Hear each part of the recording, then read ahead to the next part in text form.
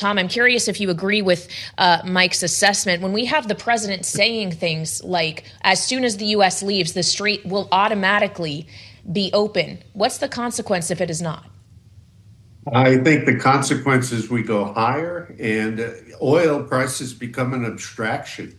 And I would probably counter some of the things that the president's saying with the notion that, we've seen a regime change, and the regime change is not in Iran. The regime change is in the people that operate in the Strait of Hormuz. And even if there's peace or progress on peace, we're probably looking at weeks of that strait having at least some sort of modified traffic. So today is an interregnum. Today may be looked back as a day where, well, the president jawboned the market down, but I think the market's going higher. Wow, interesting. Well, Tom, it's always great to talk with you because we have so many armchair quarterbacks when it comes to the energy market here, and you actually know what traders are saying, what the sentiment is in the oil pits. If the president simply reiterates 2 to 3 week timeline, for instance, and does not actually get more detailed on withdrawal or reopening of the strait, how disappointed might this market be?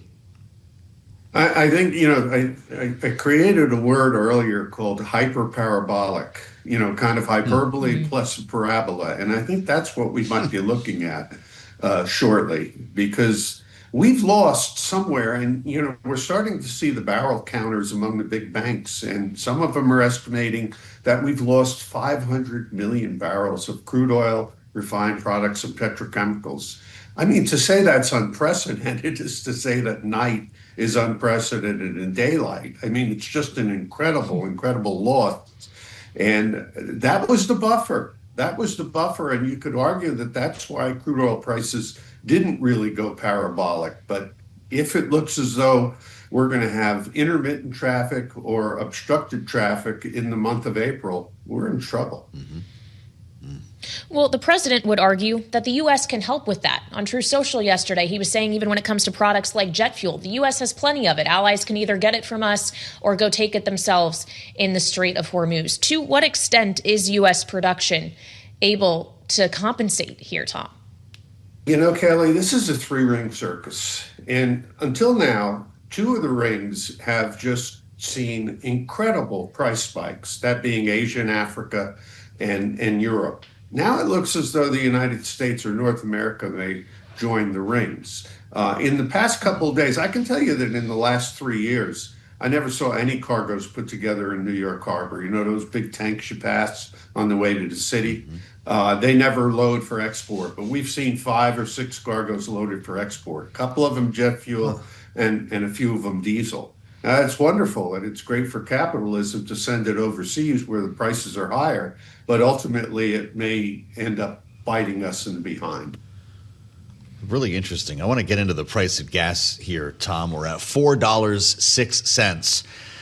If you see another parabolic move in oil prices, what's the next stop for gas? And I realize this is a national average. The price being paid in California is a lot different than what I'm paying in Virginia, for instance. But how worried are you about this spike continuing, even if crude oil does not? I think that they have some levers they're going to pull, even though those levers may not make sense. For example, I do think that we would see a federal tax holiday, and that's 18 cents of wherewithal then. I don't think you'll see anything like the president asking for people to make sacrifices, even though you can make a compelling argument that if you pay a little bit more for fuel now and you have a nuclear-free Iran for the next 50 years, that's a pretty good swap. So it's going to be really interesting. I can tell you, Joe, that one of the numbers that frightened me today came in the Energy Information report, and it showed gasoline imports on the East Coast of less than 100,000 barrels a day. That number probably doesn't resonate with a lot of people, but it's about 20% of what we're used to. And the East Coast, which is, of course, houses the CME contract for RBOB futures, is a market that we have to watch very, very closely.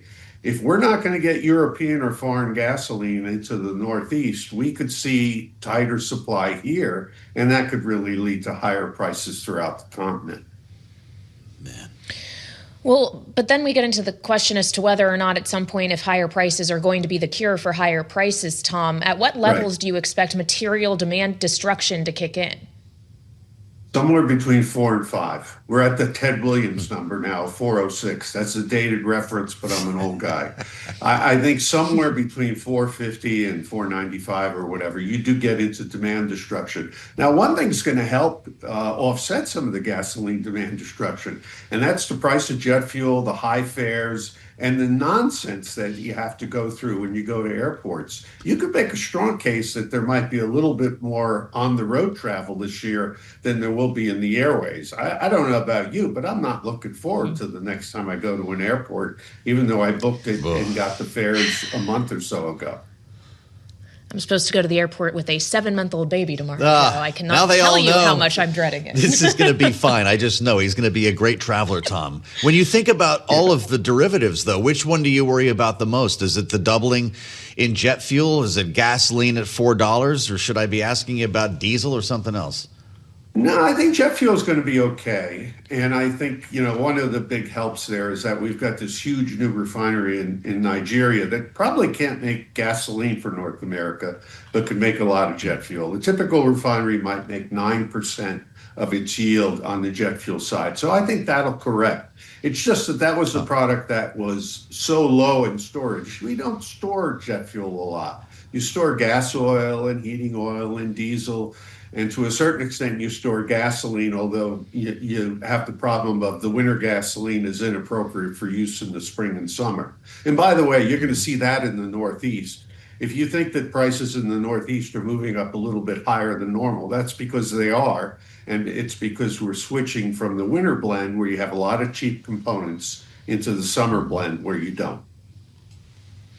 Tom, we have just about a minute left here. Just quickly, if for whatever reason the U.S. isn't able to secure the reopening of the Strait of Hormuz, if Iran is successful in implementing fees to transit the Strait of some $2 million, how would that translate into the actual price of the product on those vessels? I think that if we have an impeded Strait of Hormuz in the month of April, we are looking at 130, 140, and then all sorts of numbers. There is some symmetry in the market that indicates a possibility of going as high as 200 to 240. How they're going to implement that, I don't know. Do they have an easy pass in the Persian Gulf? Maybe they can do something like that. But it's likely to be wrought with corruption and problems or whatever. So we really need the Strait to be reopened. I don't agree that often with Mike Summers from API, but I agree with him on that.